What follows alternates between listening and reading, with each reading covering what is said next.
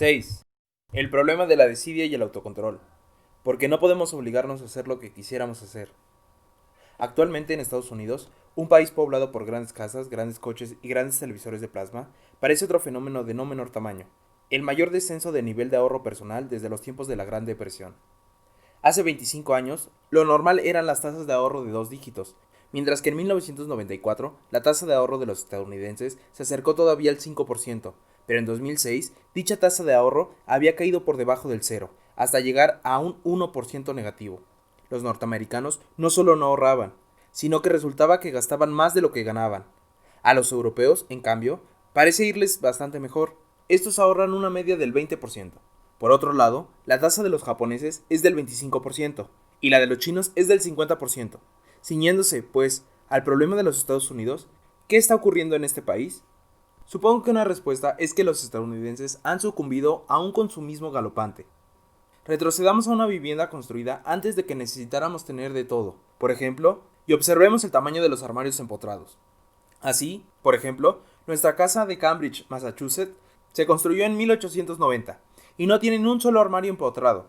Las casas construidas en la década de 1940 tenían armarios en los que apenas cabía uno de pie. El armario de las construidas en la década de 1970 era un poco más grande, probablemente lo bastante hondo como para meter una onda de fondue, una caja de cintas de 8 pistas y unos cuantos conjuntos de ropa para ir a la discoteca. Pero el armario actual es harina de otro costal. Hoy se trata, más que de armarios, de auténticas despensas o vestidores donde uno puede entrar e incluso dar unos cuantos pasos por su interior. Y no importa lo profunda que pueden llegar a ser tales despensas. Los estadounidenses se las arreglan para llenarlas hasta llegar a la misma puerta. Otra respuesta, la otra mitad del problema, es la reciente expansión del crédito de consumo. La familia estadounidense media tiene actualmente 6 tarjetas de crédito. Solo en 2005, los norteamericanos recibieron 6.000 millones de formularios de solicitud de tarjeta de crédito por correo. La deuda media familiar generada por dichas tarjetas alcanzan la aterradora cifra de $9.000 e incluso el 10% de las familias utiliza el crédito de las tarjetas para hacer frente a gastos vitales tan básicos como la comida, los servicios públicos y la ropa. ¿No sería más prudente, entonces, que los estadounidenses aprendieran a ahorrar, como hacían en los viejos tiempos y como hace el resto del mundo, metiendo de vez en cuando algo de dinero en la hucha y retrasando determinadas compras hasta el momento en que realmente uno pueda pagarlas? ¿Por qué no pueden ahorrar una parte de su salario, como saben que deberían hacer? ¿Por qué no pueden resistirse a seguir haciendo compras? ¿Por qué no pueden controlarse un poco a sí mismos a la antigua usanza? Dicen que el camino al infierno está empedrado de buenas intenciones. Y casi todos nosotros sabemos de qué va el refrán. Prometemos ahorrar para la jubilación, pero luego nos gastamos el dinero en ir de vacaciones. Juramos hacer dieta, pero nos rendimos al atractivo del carrito de los postres. Prometemos que controlaremos regularmente nuestro nivel de colesterol, pero luego acabamos cancelando siempre la visita al médico. ¿Cuánto perdemos cuando nuestros fugaces impulsos nos desvían de nuestro objetivo a largo plazo? ¿En qué medida se ve afectada nuestra salud por las visitas canceladas y la falta de ejercicio? ¿En qué grado se reduce nuestra riqueza cuando olvidamos nuestra promesa de ahorrar más y consumir menos? ¿Por qué perdemos la lucha contra la desidia con tanta frecuencia? En el capítulo anterior hablábamos cómo las emociones se apoderan de nosotros y nos hacen ver al mundo desde una perspectiva distinta. La desidia tiene sus raíces en un problema similar. Cuando prometemos que ahorraremos dinero, nos hallamos en un estado frío. Cuando prometemos que haremos ejercicio y vigilaremos nuestra dieta, también lo hacemos en frío. Pero luego irrumpe el río de lava de la ardiente emoción. Justo cuando habíamos prometido ahorrar, vemos un coche nuevo, una bicicleta de montaña o un par de zapatos que queremos tener. Justo cuando habíamos planeado hacer ejercicio regularmente, encontramos una buena razón para quedarnos sentados delante del televisor. ¿Y la dieta? Bueno, de momento me voy a tomar esa ración de pastel de chocolate y ya empezaré la dieta en serio mañana. Renunciar a nuestros objetivos a largo plazo por una gratificación inmediata, mis queridos amigos, es desidia. Como profesor universitario, estoy de lo más familiarizado con la desidia. Al principio de cada semestre, mis alumnos se hacen toda clase de heroicas promesas a sí mismos, jurando realizar sus lecturas a tiempo, entregar sus trabajos a tiempo y, en general, controlar las cosas. Y cada semestre veo cómo la tentación les lleva a salir de noche, a las reuniones del centro estudiantil o a esquiar a las montañas, mientras que sus tareas escolares van quedando cada vez más atrás. Al final, terminan siempre impresionándome, no por su puntualidad, sino por su creatividad a la hora de inventar historias, excusas y tragedias familiares para explicar sus retrasos. ¿Cómo es que las tragedias familiares suelen producirse siempre en las últimas 2 semanas del semestre?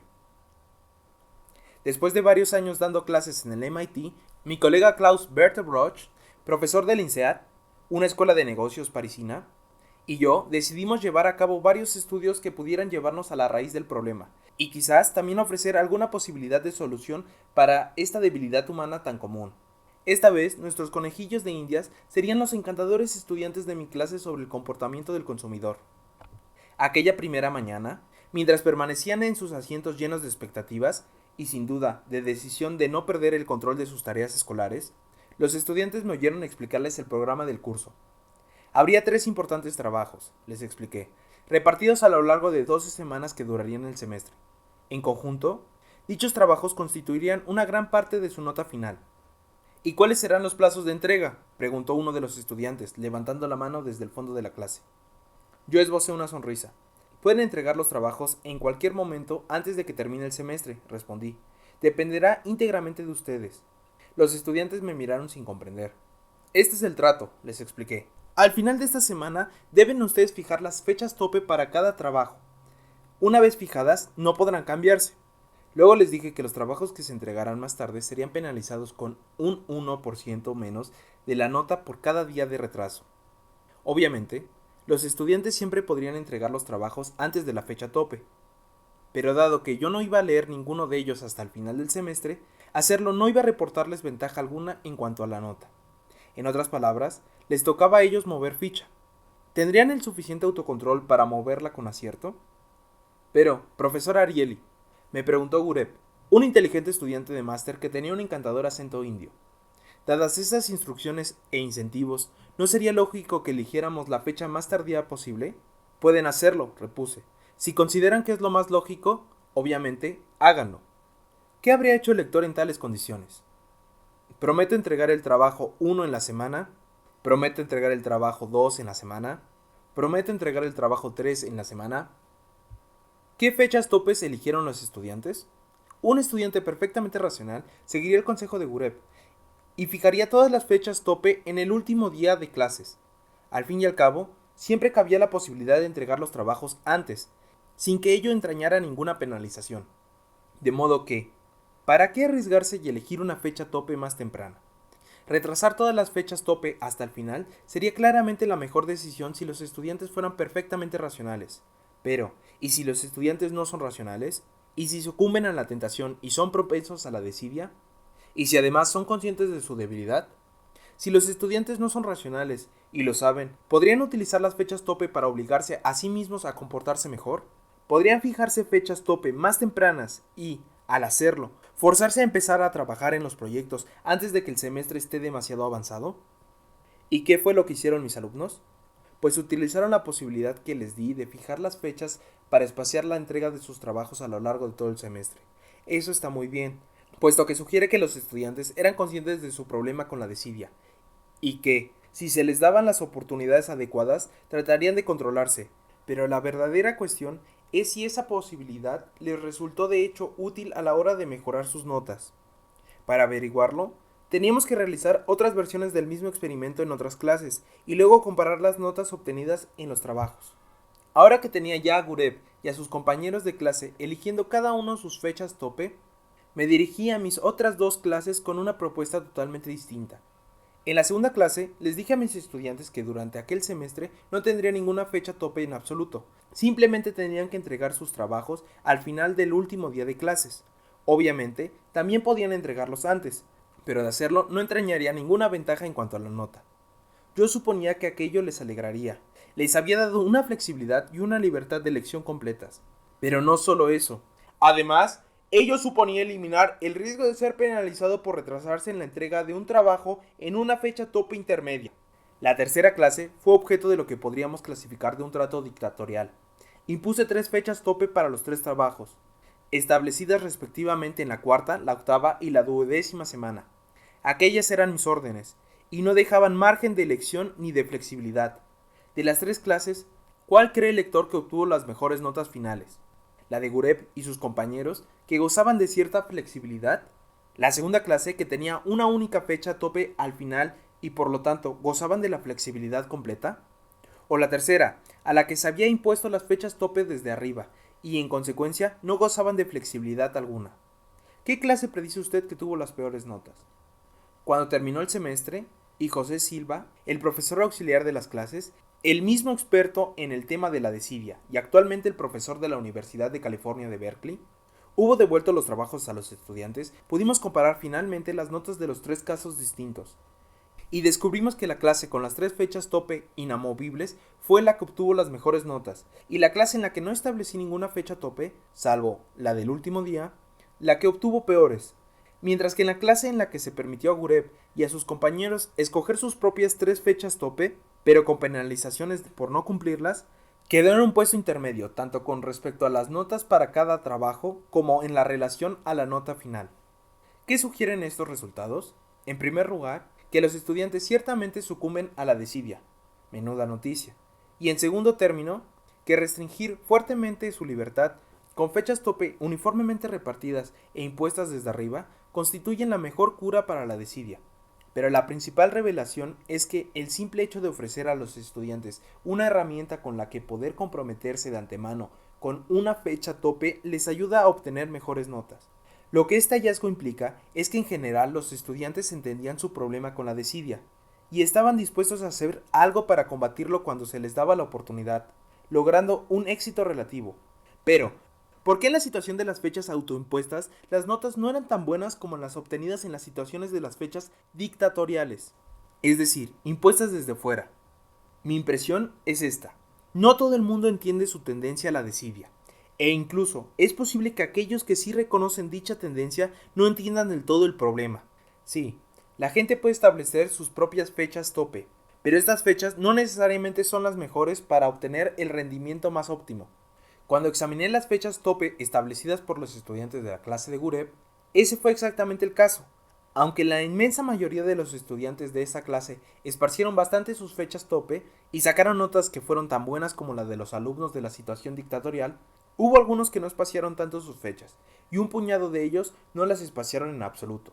Los estudiantes que no las espaciaron lo bastante hicieron bajar las notas medias de su clase. Sin una fecha tope adecuadamente espaciada, que habría forzado a los estudiantes a empezar a elaborar sus trabajos ya desde el comienzo del semestre, el último de los trabajos resultó en general apresurado y mal escrito, aún sin las penalizaciones extra del 1% menos de la nota por cada día de retraso. Curiosamente, estos resultados sugieren que, aunque todo el mundo tiene problemas con la desidia, quienes reconocen y admiten su debilidad se hallan de mejor posición de cara a utilizar la posibilidad de comprometerse por sí mismos con unas fechas tope para ayudarse así a superarla. Esa fue, pues, la experiencia con mis alumnos. ¿Pero qué tiene que ver con la vida cotidiana? Creo que mucho. Resistir la tentación e infundir el autocontrol son propósitos humanos generales, y el hecho de fracasar repetidamente a la hora de conseguirlos es origen de una gran infelicidad. Cuando miro a mi alrededor, veo a la gente esforzándose de hacer lo correcto, ya sean personas que haciendo dieta jurando evitar el tentador carrito de los postres, ya sean familias jurando gastar menos y ahorrar más. La lucha por el control está por todas partes a nuestro alrededor. La vemos en libros y en revistas, al tiempo que las emisoras de radio y televisión están abarrotadas de mensajes sobre la forma de mejorar y ayudarse a uno mismo. Sin embargo, pese a toda la palabrería electrónica e impresa, nos encontramos continuamente en los mismos apuros que mis alumnos, fracasando una y otra vez a la hora de lograr nuestros objetivos a largo plazo. ¿Y por qué? Pues porque, sin un compromiso serio, seguimos cayendo en la tentación. ¿Y cuál es la alternativa? A partir de los experimentos que he descrito anteriormente, la conclusión más obvia es que, cuando es una voz externa la que nos da las órdenes, la mayoría de nosotros nos apresuramos a prestarle atención. Al fin y al cabo, los estudiantes a los que les impuse las fechas tope, para quienes representa la voz paternal, fueron los que mejor lo hicieron. Obviamente, ir por ahí dando órdenes, por más efectivo que sea, puede no resultar siempre viable o deseable. ¿Cuál sería, entonces, una buena solución de compromiso? Parece que la mejor opción es dar a la gente la oportunidad de comprometerse de entrada con su vía de acción preferida. Puede que este planteamiento no resulte tan eficaz como el trato dictatorial, pero sí puede ayudar a encaminarnos a la dirección correcta. Quizás más aún si entrenamos a la gente a hacerlo y les permitimos experimentar la elección de sus propias fechas tope. ¿Cuál es, pues, el kit de la cuestión? No cabe duda de que tenemos problemas de autocontrol. relacionados con la gratificación tanto inmediata como diferida. Pero cada uno de los problemas que afrontamos cuenta asimismo con potenciales mecanismos de autocontrol. Si no podemos ahorrar de nuestro salario, podemos aprovechar la posibilidad de que la empresa nos practique deducciones automáticas. Si no tenemos suficiente voluntad para hacer regularmente ejercicios solos, podemos buscar tiempo para hacerlo en compañía de nuestros amigos. Son estas herramientas que nos permiten asumir un compromiso por adelantado y que pueden ayudarnos a ser la clase de personas que queremos ser. ¿Y qué otra clase de problemas relacionados con la desidia puede resolver los mecanismos de compromiso previo? Consideremos, por ejemplo, la atención sanitaria y las deudas de consumo. Atención sanitaria. Todo el mundo sabe que la medicina preventiva resulta en general más efectiva en relación a sus costes, tanto para los individuos como para la sociedad, que el enfoque curativo actual. La prevención implica someterse regularmente a chequeos médicos, antes de que los problemas aparezcan, pero hacerse una colonoscopia o una mamografía constituye una terrible experiencia. Hasta el control del colesterol, que requiere que a uno le saquen sangre, resulta desagradable. De modo que, mientras nuestra salud a largo plazo y nuestra longevidad dependan de la realización de tales pruebas, a corto plazo seguiremos siendo víctimas de la desidia una y otra vez. Pero, ¿se imaginan lo que pasaría si todos nos sometiéramos a todos los chequeos médicos necesarios en su momento? Piensen cuántos problemas graves de salud podrían controlarse si se diagnosticaran en una fase temprana. Piensen cuánto podría reducirse los gastos sanitarios y en cuánto sufrimiento podría ahorrarse con ello. Entonces, ¿cómo se podría arreglar el problema? Bueno, podríamos imponer una solución dictatorial, en la que el Estado, en el sentido orwelliano, dictara nuestros chequeos regulares. Ese planteamiento funcionó bien con mis alumnos. Se les dio una fecha tope y tuvieron un buen rendimiento. No cabe duda de que, como sociedad, todos estaríamos más sanos si apareciera la policía sanitaria en sus furgonetas y se llevaran detenidas a todas las víctimas de la desidia del Ministerio del Colesterol para realizar análisis de sangre. Esta puede parecer una solución extrema, pero piensa en los otros dictados de la sociedad que nos imponen por nuestro propio bien. Nos pueden multar por cruzar en rojo y por no llevar puesto el cinturón de seguridad. Hace 20 años nadie habría pensado que se pudiera prohibir fumar en los edificios públicos, bares y restaurantes, pero hoy ocurre, y se puede incurrir en una multa por encender un cigarrillo. Actualmente existe también un movimiento contra las grasas artificiales. ¿Se debería privar a la gente, entonces, de comer patatas fritas porque atascan el corazón? A veces apoyamos firmemente regulaciones que limitan nuestro comportamiento autodestructivo, y en otras ocasiones experimentamos sentimientos igualmente fuertes con respecto a nuestra libertad personal. En cualquier caso, se trata siempre de una disyuntiva.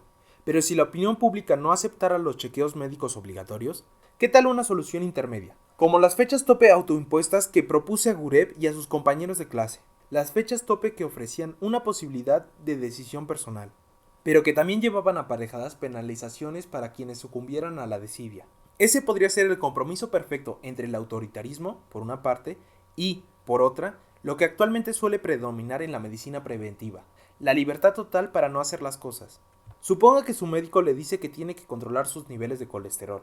Eso significa ayunar la noche antes del análisis de sangre, conducir hasta el laboratorio a la mañana siguiente sin desayunar, sentarse en una sala de espera tal vez abarrotada durante lo que parecen horas, y, por último, que la enfermera venga a buscarle y se lo lleve para clavarle una aguja en el brazo. Frente a esta perspectiva, uno sucumbe de inmediato a la desidia. Pero suponga que el médico le ha cobrado por anticipado un depósito de 100 euros por la prueba, que solo le devolverán si presenta puntualmente en la fecha acordada. ¿Sería entonces más probable que se presentaran a la prueba? ¿Y si el médico le preguntara si estaría dispuesto a pagar ese depósito de 100 euros por la prueba? ¿Aceptaría ese desafío autoimpuesto? ¿Haría eso más probable que se presentaran al análisis? Suponga ahora que se trata de otra prueba más complicada, por ejemplo, una colonoscopía. ¿Estaría dispuesto a pagar un depósito de 200 euros, reembolsable únicamente si usted se presenta a la prueba el día convenido? De ser así, no estaría sino reproduciendo las condiciones que yo ofrecía a la clase de Gureb, unas condiciones que sin duda motivaron a los estudiantes a hacerse responsables de sus propias decisiones. ¿De qué otro modo podríamos vencer la desidia en la atención sanitaria? Supongo que pudiéramos reformular la mayoría de los controles médicos y dentales de manera que estos resultaran previsibles y fácilmente realizables. Permítame explicarles una historia que ilustra esta idea. Hace unos años, la empresa Ford Motor Company trató de determinar cuál era el mejor sistema para que los propietarios de automóviles pudieran acudir regularmente al concesionario para realizar revisiones de mantenimiento rutinarias. El problema era que el automóvil Ford estándar tenía unas 18,000 piezas de recambio que podrían requerir mantenimiento y, por desgracia, no todas debían revisarse al mismo tiempo. Un ingeniero de Ford calculó, por ejemplo, que un determinado cojinete necesitaba una inspección cada 5,797 kilómetros. Y esa solo era una parte del problema, dado que Ford tenía más de 20 modelos de vehículos, más las correspondientes variaciones de cada modelo a lo largo de los años, resultaba casi imposible prever el mantenimiento de todos ellos. Lo único que podían hacer tanto los consumidores como los asesores de mantenimiento era examinar volúmenes y volúmenes de gruesos manuales para determinar qué sustituciones necesitaba en cada momento. Pero Ford empezó a observar entonces que algo estaba ocurriendo en los concesionarios de Honda. Aunque las aproximadamente 18,000 piezas de recambio de los automóviles Honda tenían más o menos los mismos tiempos de mantenimiento ideal de Ford, la marca japonesa las había agrupado todas en 3 intervalos técnicos, por ejemplo, cada 6 meses o 7,500 kilómetros, cada año o 15,000 kilómetros, y cada 2 años o 30,000 kilómetros. Ahora se exhibía una lista en la pared de la recepción del taller de cada concesionario. De ese modo, se reducían cientos y cientos de actividades de mantenimiento a unos cuantos servicios regulares basados en el kilometraje, que además eran comunes para todos los modelos y diferentes versiones de los distintos años. Y todo el mundo podía saber cuándo le tocaba llevar su coche a revisión y cuánto le iba a costar esta. Pero aquel cartel proporcionaba algo más que una cómoda información. Era, al mismo tiempo, el mejor remedio contra la desidia, dado que indicaba a los clientes que debían hacer sus revisiones en unos tiempos o kilómetros concretos. Les servía, pues, de guía. Era algo tan sencillo que cualquier cliente podía entenderlo. Los clientes ya no se confundían, ya no sucumbían a la desidia. Ahora la revisión de sus automóviles Honda era una tarea fácil. Parte de la gente de Ford pensó que aquella era una gran idea, pero al principio los ingenieros de la empresa se opusieron. Hubo que convencerles de que, por más que tuvieran razón de afirmar que los conductores podían conducir perfectamente 15,000 kilómetros sin tener que cambiar el aceite, reducir este plazo a 7,500 kilómetros permitía agrupar el cambio de aceite con toda la serie de otras cosas que habían que hacer. Hubo que convencerles de que había que aplicar el mismo calendario de revisiones a todos los modelos, por muy grandes que fueran la diferencia tecnológica entre ellos. Hubo que convencerles de que el hecho de reagrupar sus 18,000 opciones de mantenimiento en 3 intervalos de revisiones fácilmente programables, haciendo de ese modo el mantenimiento tan fácil como pedir una comida en McDonald's, no representaba una mala opción desde el punto de vista técnico, sino una buena opción desde la perspectiva del servicio al cliente. Por no hablar de que, además, era un buen negocio. Pero el argumento definitivo, en realidad, fue el hecho de que los consumidores revisaran sus automóviles a intervalos que representaba una solución de compromiso era mejor que la alternativa de que no se revisaran en absoluto. Finalmente ocurrió lo inevitable. Ford siguió el ejemplo de Honda y agruparon sus servicios de mantenimiento. Cesó la desidia. Los talleres de servicio Ford, hasta entonces en un 40% vacío, se llenaron. Los concesionarios ganaron dinero. Y solo en 3 años el éxito de los talleres de servicio Ford se equiparó a los de Honda. ¿No podríamos, entonces, hacer los reconocimientos y pruebas médicas igual de sencillos y, con el añadido de sanciones financieras autoimpuestas o, mejor aún, de voz paternal, elevar la calidad de nuestra salud al tiempo que se reduce significativamente sus costes? La lección que podemos aprender de la experiencia de Ford es que agrupar las pruebas y reconocimientos médicos de modo que la gente recuerde cuándo tiene que hacérselos, resulta mucho más inteligente que suscribir a una errática serie de instrucciones sanitarias que en general no se está muy dispuesto a seguir.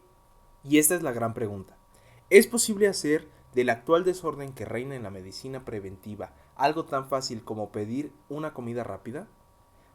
Einstein anotó en cierta ocasión, simplifica, simplifica, en el margen de uno de sus trabajos. Y, de hecho, la capacidad de simplificación constituye uno de los rasgos más distintivos del verdadero genio. Ahorro. ¿Podríamos ordenar a la gente que dejara de gastar a modo de edicto orwelliano? Ello sería similar al caso de mi tercer grupo de alumnos, a quienes dicté la fecha tope. Pero, ¿existen otras formas más inteligentes de hacer que la gente controle sus propios gastos? Hace unos años, por ejemplo, oí hablar del método del vaso helado para reducir el gasto en la tarjeta de crédito. Se trata de un remedio casero contra los gastos impulsivos. Se pone la tarjeta de crédito en un vaso con agua y luego se le mete el vaso en el congelador. Luego, cuando uno decide impulsivamente hacer una compra, primero tiene que aguardar a que el hielo se derrita para poder sacar la tarjeta. Pero para entonces la compulsión de comprar ha remitido ya. Evidentemente, no se puede meter el vaso en el microondas, ya que de hacerlo se destruirá la banda magnética. hay otro planteamiento que posiblemente sea mejor y que sin duda resultaría más actual. El columnista John Leland escribió un interesante artículo en el New York Times en el que describía cierta tendencia creciente a sentir vergüenza de uno mismo por las deudas. Cuando una mujer llamada Tricidia descubrió la semana pasada que tenía una deuda de $2,302 en su tarjeta de crédito, no pudo esperar a divulgar la noticia. Tricidia, de 29 años, no habla con su familia o con sus amigos sobre finanzas y afirma que se siente avergonzada por su deuda personal. Sin embargo, desde el cuarto de la lavadora de su casa del norte de Michigan, Tricia sí hace algo que una generación atrás habría resultado impensable, además de imposible. Se conecta a internet y divulga detalles íntimos sobre su situación financiera, incluyendo su patrimonio neto, hoy de $38,691 negativos, el balance y costos financieros de su tarjeta de crédito y la cantidad de deuda que lleva pagada, $15,312, desde el inicio del blog sobre sus deudas del último año. El artículo también dejaba claro que el blog de Tricia forma parte de una tendencia más general. Al parecer, había docenas de sitios web, quizás en este momento haya más de miles de ellos, dedicados a publicar blogs sobre el tema de las deudas personales, desde Más pobre que tú, en quegazetteblogspot.com o Estamos en deuda en wearingthebed.com hasta Haz el amor y no la deuda en makelovenotthebed.com, pasando por la propia página web de Tricia en blogigawaybed.com. Señala Leland, los propios consumidores están pidiendo a los demás a que aprendan a autocontrolarse debido al gran número de empresas que no se atienden a límite alguno. Puede que el hecho de quienes gastan más de la cuenta publiquen blogs resulte útil e importante, pero, como veíamos en el capítulo 5, al hablar de las emociones, lo que verdaderamente necesitamos es un método para reprimir el consumo en el momento en el que sentimos la tentación y no una vía para quejarnos de ello después de sucedido el hecho. ¿Y qué podríamos hacer? Podríamos crear algo que reprodujera las condiciones de la clase de Gureb con cierta libertad de elección, pero, a la vez, ciertos límites incorporados.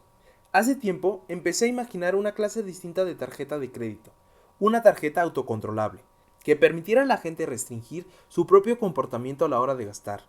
Los usuarios podrían decidir por adelantado cuánto dinero podrían gastar en cada categoría de productos, en cada tienda y en cada periodo de tiempo. Así, por ejemplo, un usuario podría limitar sus gastos en café a 20 euros a la semana y sus gastos en ropa en 600 euros cada 6 meses. Los titulares de esta tarjeta podrían fijar su límite en alimentación en 200 euros a la semana y sus gastos en ocio en 60 euros al mes, y no permitirse gastar ni un euro en golosinas entre las 12 y las 5 de la tarde. ¿Y qué ocurriría si sobrepasaran los límites? Eso lo decidiría el propio titular de la tarjeta. Por ejemplo, podría ser que la tarjeta fuera rechazada al intentar pagar con ella, o podría grabarse a sí mismo con un impuesto y luego ceder el montaje de dicho impuesto a una ONG o a un amigo, o ingresarlo en una cuenta de ahorro a plazo fijo. Este sistema podría incluir también el vaso helado como periodo de enfriamiento para los grandes artículos. E incluso podría enviar automáticamente un email a nuestro cónyuge, a nuestra madre o a un amigo. Por ejemplo, apreciada Sumi. Este email es para llamar su atención sobre el hecho de que su esposo, Dan Ariely, que en general es un ciudadano honesto, ha excedido en 73,25 euros su límite de gasto de chocolate, que es de 50 euros al mes. Cordialmente, el equipo de la tarjeta de crédito autocontrolable. Puede que esto parezca una quimera, pero no lo es. Piensa en el potencial de las tarjetas inteligentes. Una tarjeta plana, del tamaño de la palma de la mano, dotada de impresionantes capacidades computacionales, que están empezando a inundar el mercado. Dicha tarjeta ofrece la posibilidad de personalizar de acuerdo con las necesidades de crédito de cada persona, ayudando a la gente a gestionar su crédito de manera prudente. Entonces, ¿por qué una tarjeta no podría incorporar, por ejemplo, un regulador de gastos, como los reguladores que ya limitan la velocidad máxima en los vehículos, que limitaran las transacciones monetarias en determinadas condiciones? ¿Por qué no podría tener el equivalente financiero de una píldora de efecto retardado, de modo que los consumidores pudieran programar su tarjeta para administrar su crédito de tal forma que les ayudara a actuar como creen que deberían hacerlo? Hace unos años estaba tan convencido que la tarjeta de crédito de control era una buena idea que solicité una entrevista con uno de los principales bancos de Estados Unidos. Tuve el placer de ver que el venerable banco me respondía y me invitaba a acudir a una sede principal en la ciudad de Nueva York. Llegué a Nueva York unas semanas después y tras una breve demora en el mostrador de la recepción, me condujeron a una moderna sala de conferencias. A través del cristal de la pared podía ver, abajo, el distrito financiero de Manhattan y un río de taxis amarillos abriéndose paso de la lluvia. Al cabo de unos minutos, la sala se había llenado de media docena de influyentes ejecutivos bancarios, incluyendo al jefe de la división de la tarjeta de crédito del banco. Empecé explicándoles cómo la desidia causa problemas a todo el mundo. En el ámbito de las finanzas personales, les dije, nos hace descuidar nuestros ahorros, mientras que la tentación del crédito fácil llena nuestros armarios de productos que en realidad no necesitamos. No tardé mucho en darme cuenta que había tocado las fibras sensibles de todos y cada uno de ellos. Luego pasé a describir el problema concreto de los estadounidenses, cómo estos han llegado a caer en una terrible dependencia a las tarjetas de crédito, el modo en que las deudas están comiendo a los vivos, y su lucha por salir de esa difícil situación. Las personas de edad madura constituían uno de los grupos más afectados. De hecho, entre 1992 y el 2004, la proporción de la deuda entre los estadounidenses de 55 años y más creció con mayor rapidez que la de ningún otro grupo de edad. Alguno de ellos incluso utilizaba las tarjetas de crédito para pagar lo que no cubrían su seguro médico, mientras que otros se arriesgaban a perder su vivienda. Empezaba a sentirme como George Bailey, el personaje encarnado por James Stewart, cuando suplica que le aplacen su deuda en Qué bello es vivir. Los ejecutivos comenzaron a dar su opinión. La mayoría de ellos contaron historias de parientes, esposos y amigos, por supuesto, nunca ellos mismos, que habían tenido problemas con sus deudas crediticias. Hablábamos de todo ello. Ahora estaba preparado el terreno, y yo empezaba a describir la idea de la tarjeta de crédito autocontrolable como una forma de ayudar al consumidor a gastar menos y ahorrar más. Al principio me pareció que los banqueros se quedaban un poco perplejos, ya que estaba sugiriéndoles nada menos que ayudar a los consumidores a controlar sus gastos. ¿Acaso ignoraba que los banqueros y las empresas emisoras de tarjetas de créditos estadounidenses ganaban 17 mil millones de dólares al año gracias a los intereses de dichas tarjetas? Vaya, ¿y tenían que renunciar a eso? Bueno, lo cierto es que yo no era tan ingenuo. Expliqué a los banqueros que detrás de la idea de la tarjeta autocontrolable había una gran propuesta comercial. Fíjense, les dije, el negocio de las tarjetas de crédito es despiadado. Ustedes envían 6 mil millones de folletos de propaganda al año, y todas las ofertas de tarjetas de crédito son más o menos iguales. Asintieron a regañadientes. Pero suponga que una entidad de tarjeta de crédito se baja del carro, proseguí, y se identifica a sí misma como un buen tío, como un defensor del consumidor agobiado por el crédito. Suponga que una entidad tenga suficientes agallas para ofrecer una tarjeta que realmente ayude al consumidor a controlar su crédito y, lo que es mejor aún, a desviar una parte de su dinero a cuentas de ahorro de plazo fijo. Recorrí toda la sala con la vista. Apuesto que habría miles de consumidores que cortarían en pedazos sus otras tarjetas de crédito y solicitarían la suya. Una oleada de excitación invadió la sala. Los banqueros asentían con la cabeza y hablaban entre ellos. Aquello era revolucionario. Poco después salimos todos. Me estrecharon calurosamente la mano y me aseguraron que pronto volveríamos a hablar del tema. El caso es que no volvieron a llamarme. Puede que les preocupara la posibilidad de perder 17 mil millones de dólares en intereses. O puede que simplemente fuera la culpa de nuestra vieja amiga la desidia. Pero la idea de la tarjeta de crédito autocontrolable sigue ahí. Y tal vez un día haya alguien que dé el siguiente paso.